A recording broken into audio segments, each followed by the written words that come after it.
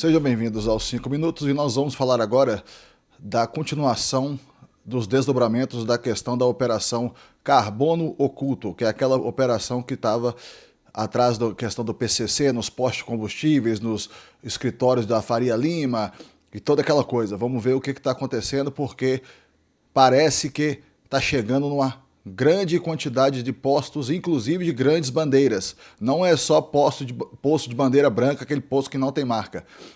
Postos com marcas também. Então vamos ver isso agora. Amigos, eu quero agradecer a todo mundo que está se inscrevendo no canal. O canal está começando agora, então cada inscrição muito importante. Muito obrigado a todos. Lembrando que o conteúdo aqui exposto é de direita, liberal, libertário, conservador. Então vamos lá. Aqui está a matéria da Folha de São Paulo. Precisa ver como sonegar isso, diz conversa captada em operação contra o PCC. Segundo promotores, fraude de combustível chegou também a postos de grandes marcas. Esquema de etanol fazia com que a mistura da bomba chegasse a 50%, limite é 0,5%, ou seja, nesses postos você poderia estar comprando metade só de etanol e metade de outra coisa, que poderia ser metanol, água ou outra coisa qualquer. Vamos começar aqui a matéria. Em conversa interceptada pelos agentes da Operação Carbono Oculto, 2 investigados falam sobre a adulteração da gasolina. Um deles comenta uma possível inovação: colocar nos postos de São Paulo um combustível sintético. O interlocutor não se preocupou com detalhes técnicos e foi direto ao ponto. Precisa ver como sonegar isso. A história é contada pelo procurador do GAECO, Grupo de Atuação Especial de Repressão ao Crime Organizado, João Paulo Gabriel. Ele a usa para mostrar que a atuação do PCC em postos de combustível chegou a postos de grandes redes. Olha só, hein? Postos de grandes redes. Não se resume mais, como se acreditava no passado, aos postos de bandeira branca, não associados a nenhuma grande marca. Olha só, aquele falando da fraude, o responsável lá do GAECO. Tem fraude em postos de grandes redes. Isso da bandeira branca é passado. Não é mais necessariamente bandeira branca. O negócio deles é fraudar, não importa como.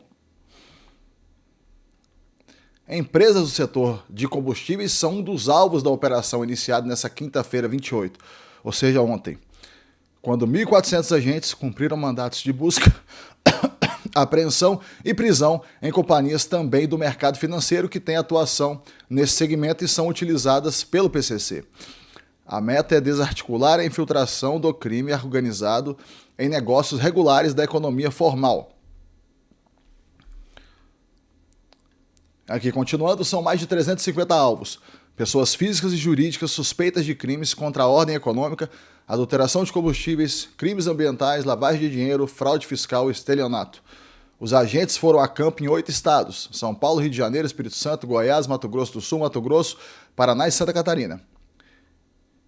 Yuri Frisberg, também promotor do GAECO, afirma que até os meios de pagamento das lojas de conveniência, então olha só, você vai lá na lojinha de conveniência lá, comprar um Doritos, um Cheetos, faziam parte do esquema que direcionava dinheiro para a organização criminosa. Agora, olha só esse dado aqui, que loucura. Dos 44 mil postos de combustível do Brasil, a estimativa é que metade não tem bandeira de uma grande distribuidora. Daí tudo bem, né? Os outros 50% possuem contrato de exclusividade com uma marca específica. Até o começo desse ano, as grandes empresas do setor alertavam como os postos, mesmo de grande bandeira, poderiam ser usados pelo crime organizado. Isso devido ao uso da chamada bomba branca. Olha só, agora vamos explicar aqui o que é esse negócio de bomba branca.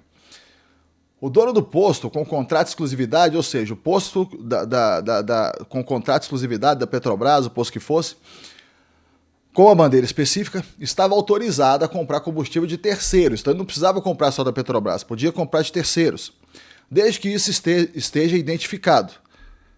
Mas era comum isso não acontecer, e deve ser comum mesmo, que eu, particularmente, abasteço o carro quase todo dia, nunca vi nenhuma identificação em nenhum posto de bandeira, que os postos que eu abasteço são apenas postos de bandeira.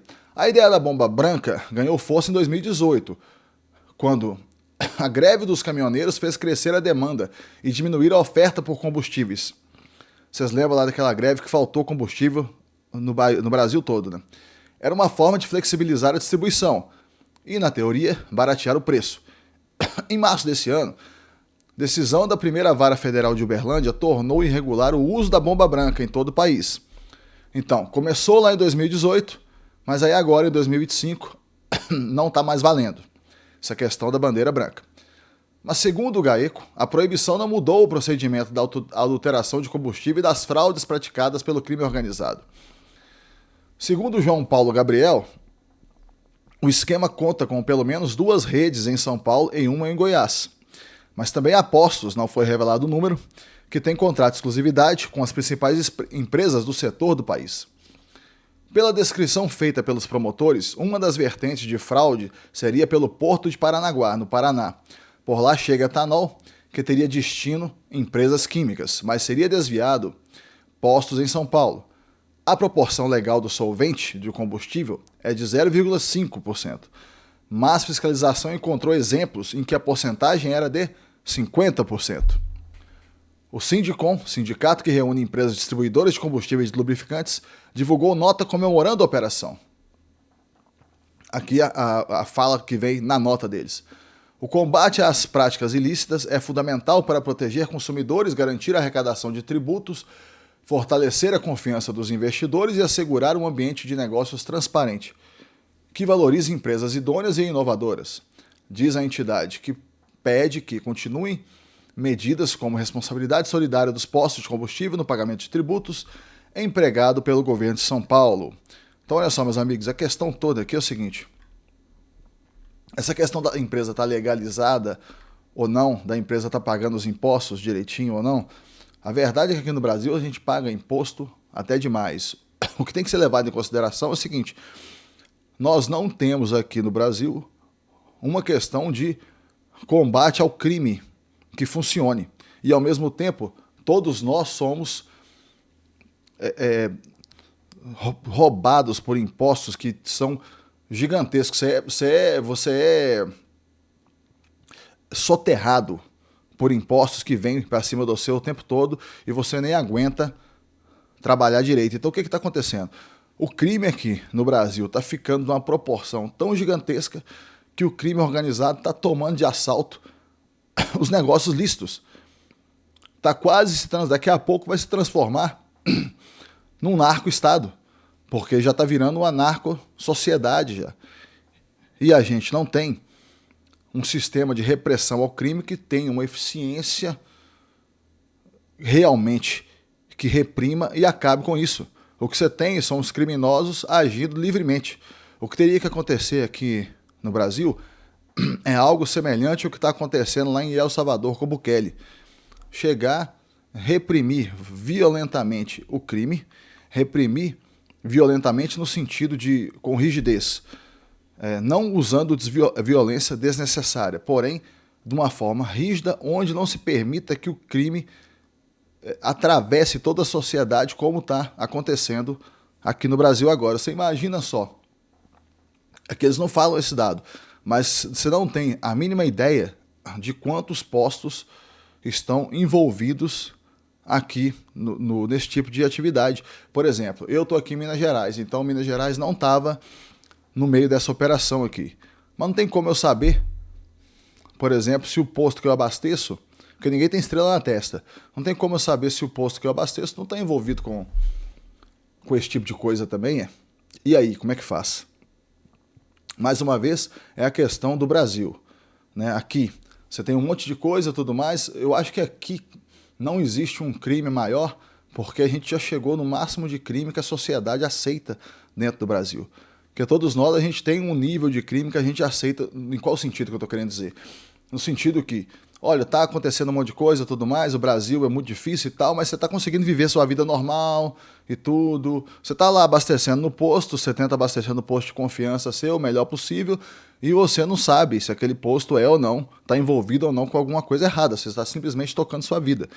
Então, eu acho que, por enquanto, a gente não chegou nesse nível que seria maior ainda, né, da própria sociedade começar a se levantar e lutar contra o crime. Porém, a gente precisa tentar mudar essa política do Brasil para a gente ter uma política efetiva de combate ao crime, onde esse tipo de coisa não ocorra mais. Amigos, muito obrigado a todos que estão se inscrevendo no canal. Está sendo muito importante. Até o próximo vídeo.